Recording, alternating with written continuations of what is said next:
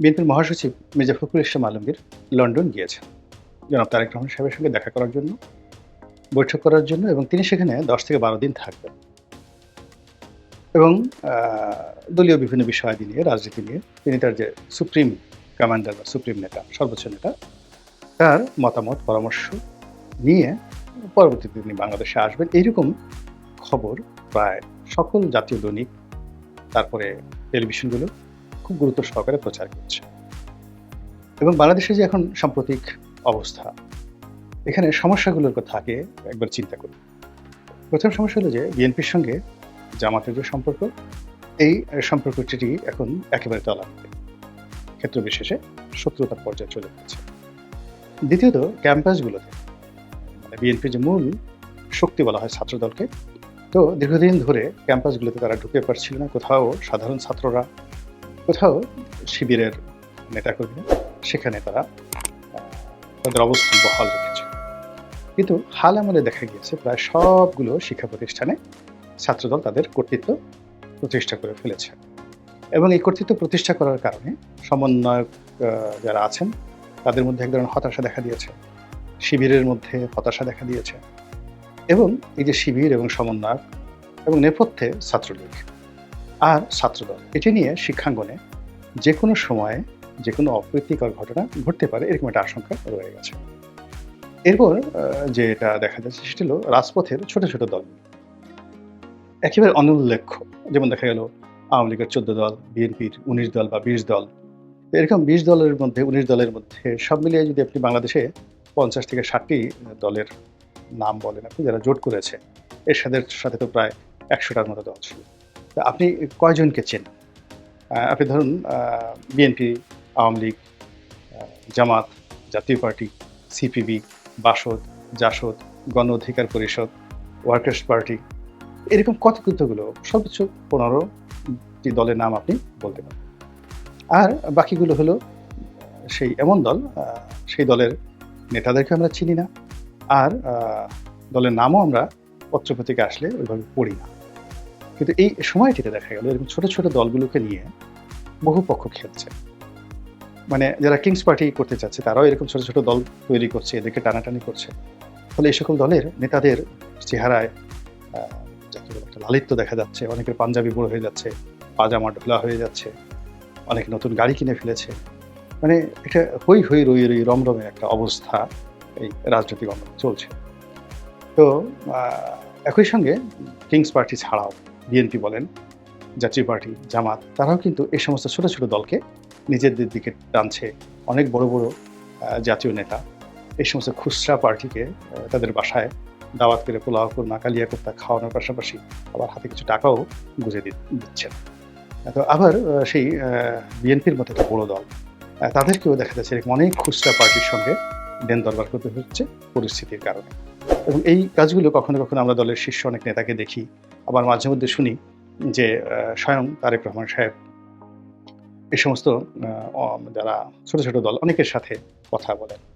বিশেষ করে যখন দেখা গেল যে এই নির্বাচনের মানে এই যে বিপ্লব, সেই বিপ্লবের মাস্টার মাইন্ডকে, এগুলো নিয়ে যখন তর্ক বিতর্ক হলো, তখন রাজপথের অনেক কর্মী যারা রাজপথে পরিচিত কিন্তু রাজনৈতিকভাবে অতটা উল্লেখ নয়, এরা নিজেরা মারামারি করে। তারপর একেবারে বলতে গেলেই অনুল্লেখ্য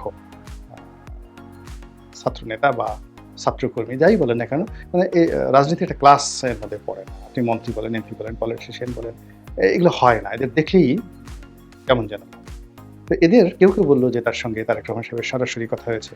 তারেক রহমান সাহেব তাকে নির্দেশ দিয়েছেন। তারেক রহমান সাহেব এই কাজ করেছেন, এই তার কথা মতো আমরা এটা করেছি, ওটা করেছি। তো এই জিনিসগুলো না বিএনপির মতো একটা বড় দলকে না অনেক ছোট করে ফেলে। অনেক ছোট করে ফেলে এবং বিএনপির যে মূল শক্তি, ছাত্রদল, যুবদল বা বিএনপির অনেক ওয়ার্ড পর্যায়ের নেতা আছে।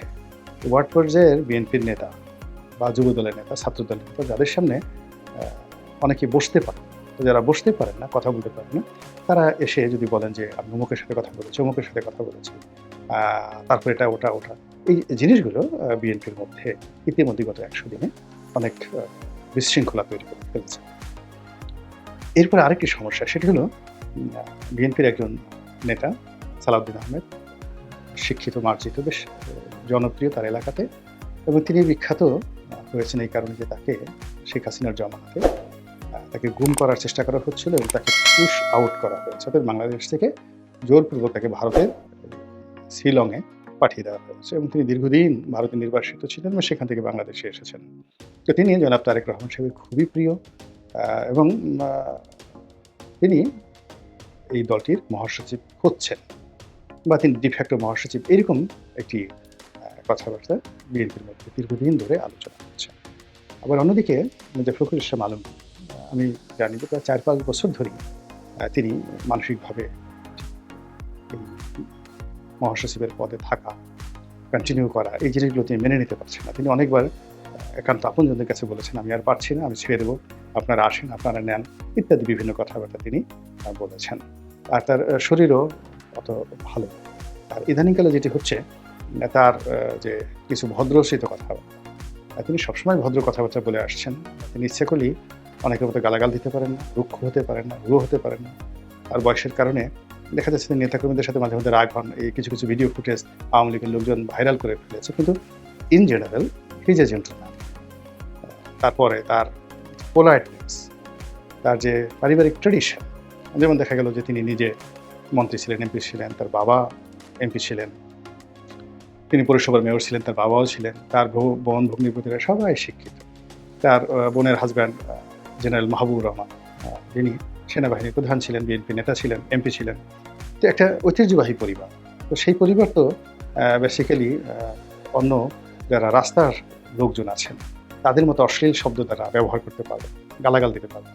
কিন্তু এখন আমাদের দেশের যে অবস্থা হয়ে গেছে যে আপনাকে যদি নেতা হতে হয় তাহলে আপনাকে সেফায়েতুল্লাহ সেফুদার মতো গালাগাল করতে হয়। আপনাকে যদি আকর্ষণ তৈরি করতে হয় তাহলে আপনাকে পিনাকির মতো আঙ্গুল উঁচিয়ে বিভিন্ন জায়গাতে সেই আঙ্গুল ঢুকিয়ে দেওয়ার জন্য আঙ্গুল একবার সোজা করতে হবে, বাঁকা করতে হবে, খোঁচা দিতে হবে। এরকম অনেক আশা করে যে মির্জা ফখরুল সাহেবও আওয়ামী লীগকে ওইভাবে গালাগালি করবেন, শেখ হাসিনাকে নিয়ে ওইভাবে কথাবার্তা বলবেন, বঙ্গবন্ধুকে নিয়ে ওইভাবে কথাবার্তা বলবেন, যেটা তিনি বলতে পারছেন না। অথবা তিনি প্রথম আলোর বিরুদ্ধে ইলিয়াসের ভাষায় কথা বলবেন, তো বলতে তিনি পারছেন না। না পারার কারণে এই আমাদের যে অভদ্র সমাজ, এই অভদ্র সমাজ, সেই অভদ্র সমাজের অভদ্র লোকগুলো এই ভদ্র লোকটিকে তাদের পর্যায়ে নামিয়ে আনার জন্য, তাকে হতোদ্যম করার জন্য, তার কাপড় চোপড় খুলে ফেলার জন্য, তাকে উলঙ্গ করে ফেলার জন্য যে আমাদের সাথে আসো, আমাদের মতো উন্মাদ হও, আমাদের মতো পাগল হও, আমাদের মতো অশ্লীল হও, আমাদের মতো অশ্রাব্য হও, আমাদের মতো অসৎ হও, আমাদের মতো অশিক্ষিত হও। তো এই আহ্বানে তাকে বাধ্য করার জন্য ধীরে আসে তার যেটাকে বলা ক্যারেক্টার অ্যাসাসিনেশন। যত রকম দুর্নাম আছে, বদনাম আছে, এই ভারতের দালাল, আওয়ামী লীগের দালাল, ডিজিএফের দালাল, তারপরে শেষে এই লোকটি বিএনপির এই ক্ষতি করবে, ওই ক্ষতি করবে, ইত্যাদি ইত্যাদি বলে একেবারে তাকে হতোদ্যম করে, তিনি এমনি হতোদ্যম ছিলেন, আবার হতোদ্যম করে দেওয়া হয়েছে। এর মধ্যে অনেকে বলার চেষ্টা করছেন যে এই একটা সুসময় যাচ্ছে, বিএনপির একটা সম্মেলন হবে এবং সেই সম্মেলনের মাধ্যমে একজন নতুন মহাসচিব আসবে অথবা মির্জা ফখরুল সাহেব সেখানে নতুন করে দায়িত্বপ্রাপ্ত হবেন সম্মেলনের মাধ্যমে, তার যে পদ পদবিতে রেগুলারাইজ হবে। তো এরকম অসংখ্য, অন্ততপক্ষে মোর দ্যান হান্ড্রেডস ইস্যু রয়েছে দলীয়, অভ্যন্তরীণ এবং আন্তর্জাতিক, যে বিষয়গুলো নিয়ে জনাব তারেক রহমান সাহেবের সঙ্গে তার বৈঠক হওয়ার কথা রয়েছে এবং এজন্য তিনি লন্ডনে গিয়েছেন। এবং তার এই লন্ডন যে গমন, এটি কেবল বিএনপির জন্য নয়, অন্যান্য যে রাজনৈতিক দল তাদের জন্য কিন্তু এটি একটা, যাকে বলা হয়, যুগ সন্ধিক্ষণ। অর্থাৎ তিনি সেখান থেকে কিভাবে নির্দেশিত হয়ে আসেন, সেখান থেকে তিনি কিভাবে পুরস্কৃত হয়ে আসেন এবং সেখান থেকে তিনি কিভাবে তিরস্কৃত হয়ে আসেন, এই জিনিসগুলোর উপরে আগামীর রাজনীতি নির্ভর করবে। তবে এখানে যেটি দেখলাম সেটা হলো মির্জা ফখরুল সাহেব বা জনাব তারেক রহমান সাহেব, তিনি তারা উভয়ই যে সাম্প্রতিক যে সমস্যাগুলো চলছে দেশের ভেতরে এবং দেশের বাইরে, বিশেষ করে আওয়ামী লীগকে রাজনীতিতে আবার ফেরানোর জন্য ভারতীয়রা যে চেষ্টা করে যাচ্ছে এবং আওয়ামী লীগের যে সকল দোসররা এখনও ঢাকা শহরে পালিয়ে আছে, বিভিন্ন এলাকা থেকে ঢাকাতে এসেছে, আবার অনেকে ঢাকা থেকে নিজের এলাকায় গিয়ে কেউ মিছিল করেছে এবং আমি শুনলাম যে পটুয়াখালীর মতো জায়গাতেও সেখানে আওয়ামী লীগ মিছিল করার সুযোগ পেয়েছে। এটি নিয়ে খুব তোলপাড় হচ্ছে। তারপরে প্রায় তারা ঝটিকা মিছিল করে, এরপরে বিভিন্নভাবে মানে যেখানেই কোনো রকম অনাসৃষ্টি হচ্ছে সেখানে আমরা আওয়ামী লীগকে দেখতে পাচ্ছি বা আওয়ামী লীগকে আমরা সেখানে টেনে আনছি। আবার আওয়ামী লীগের পিছনে ইসকনকে টেনে আনছি, হিন্দুদেরকে টেনে আনছি, ভারতকে টেনে আনছি, মানে ক্রমশ আওয়ামী লীগের দল আমরা নিজেরাই ভারী করে ফেলছি। তো এরকম একটি অবস্থাতে মির্জা ফখরুল সাহেব যে গেলেন ইংল্যান্ডে এবং তিনি যে যখন ফিরে আসবেন, ফিরে আসার পরে এই 10 দিনে বাংলাদেশের রাজনীতিতে কোন পর্যায়ে পৌঁছে যায় এটা আমরা এখনো বলতে পারি না। কারণ হলো প্রতি ঘন্টায় ঘন্টায় নতুন, নতুন ঘটনা ঘটছে। প্রায় প্রতিদিনই অদ্ভুত, অদ্ভুত সব ঘটনা ঘটছে। প্রতিদিন আমাদের সকল সম্ভাবনাগুলো নষ্ট হয়ে যাচ্ছে। আপনি দেখুন গত ১ মাসে গত ১ মাসে কিংবা ধরুন গত ১০০ দিন আ কার্যত আমাদের কারোরই কিন্তু লাভ হয়নি। আওয়ামী লীগের লাভ হয়নি, বিএনপির লাভ হয়নি, জামাতেরও লাভ হয়নি, ডক্টর মোহাম্মদ ইউনূসের লাভ হয়নি। সমন্বয়ক যারা আছে তারও লাভ হয়নি। বরং প্রতিটি মানুষ যার, যার অবস্থান থেকে এমন একটা হুমকির মধ্যে পড়েছেন। আপনি দেখবেন যে শেখ হাসিনা কিন্তু পতনের আগে, মাসখানেক আগের থেকে কথায়, কথায় কাঁদতেন। অকারণে তার মধ্যে কান্না পেতেন। তিনি আ মুখ ভার করে থাকতেন এবং তিনি এলোমেলো কথাবার্তা বলতেন। খুবই এলোমেলো কথাবার্তা বলতেন। "এই আমি পালাবো না। পালাবো কেন?" ওয়াহিদুল কাদের বলতেন, "আমি মির্জা ফখরুল সাহেবের বাসায় গিয়ে পালিয়ে থাকবো। কি ফখরুল সাহেব আমাকে জায়গা দেবেন না?" তো এই যে কথাগুলো দেখেন কিভাবে প্রকৃতি ঘটিয়ে ফেলে। তো আপনি এখন দেখবেন যে যারা এখন শাসন কার্য পরিচালনা করছেন, আ তাদের অনেকেই এখন কাঁদছেন। কোনো একটা অনুষ্ঠানে গিয়ে সেটা মৃতের জানাজা হোক বা অন্য কাজ হোক, অনেক সময় কিন্তু তারা কাঁদেন না। কিন্তু তারা এখন ভেউ, ভেউ করে কাঁদছেন। এই কান্না কিন্তু ভয় থেকে আসছে। প্রচণ্ড ভয় থেকে তাদের কান্না আসছে। এরপরে তাদের কথাবার্তার মধ্যে কোনো চুম্বক শক্তি নেই। এলোমেলো কথাবার্তা। সকালে একটা বলছেন, বিকালে একটা বলছেন এবং কোনোটারই ধারাবাহিকতা বা কনসিস্টেন্সি নেই। আ এই বলছেন এটা করব, সংস্কার করব। এই বলছেন যে না আজকে ইলেকশন দিয়ে দেব তারা যদি চায়। এই বলছেন আমার কথা মতো সবকিছু হবে, উপদেষ্টার কথা মতো কোনো কিছু হবে না। আবার এই বলছেন যে রাজনৈতিক দলগুলো স্টেক হোল্ডার তারা যা বলবে তাই হবে। আমরা কি? আমরা আসছি, আমরা চলে যাব। এই যে এলোমেলো কথাগুলো যে হচ্ছে, এর ফলে কি হচ্ছে? যে প্রতিদিনই কিন্তু আমাদের দেশে আ পরিবেশ পরিস্থিতি জটিল থেকে জটিলতর হচ্ছে। তো তিনি ১০ দিনের জন্য গেছেন। ১০ দিন অনেক লম্বা সময়। আমাদের দেশে আপনি দেখেন শেখ হাসিনা ১০ মিনিট সময় পাননি পালিয়ে যাওয়ার জন্য। তো যেটা বলছিলাম যে এই সময়ের মধ্যে ১০ দিনে বাংলাদেশের অনেক কিছু ঘটতে পারে। আমি এর আগেও একটা মানে আমার যে ভিডিওগুলোতে আমি কয়েকবার বলেছি যে অপরচুনিটি একটা নির্দিষ্ট সময়ের জন্য আসে এবং একটি নির্দিষ্ট সময় পর্যন্ত এটি বহাল থাকে। একটি স্টেশনে যেমন একটা ট্রেন আসে একটা নির্দিষ্ট সময়ের জন্য। আপনি যদি ট্রেন মিস করেন তাহলে পরবর্তী ট্রেনের জন্য আপনাকে অপেক্ষা করতে হবে। তো মহান আল্লাহ রাব্বুল আলামিন আমাদেরকে যে সুযোগটি দিয়েছিলেন আগস্ট মাসের ৫ তারিখে, যে নিয়ামতটি দিয়েছিলেন, যে বিপ্লব করার তাগদ দিয়েছিলেন, শক্তি দিয়েছিলেন, আমরা সেই নিয়ামতের কদর করতে পারি, সম্মান করতে পারি, মর্যাদা দিতে পারি। আমরা এই আওয়ামী লীগের আবর্জনা বলতে মল, মূত্র, পায়খানা, রক্ত আবর্জনা। সেগুলো কি? তাদের ঘুষ, দুর্নীতি, পদ, পদবি, দলবাজি যা কিছু তারা করেছিল এগুলো তো আওয়ামী লীগের আবর্জনা। তো সেই আবর্জনাগুলো মাথায় নেওয়ার জন্য, গায়ে মাখার জন্য, সেই আবর্জনাগুলো খাওয়ার জন্য, সেই আবর্জনার মধ্যে বসার জন্য আমরা দৌড়াদৌড়ি করেছি এবং আমরা প্রতিযোগিতা করেছি।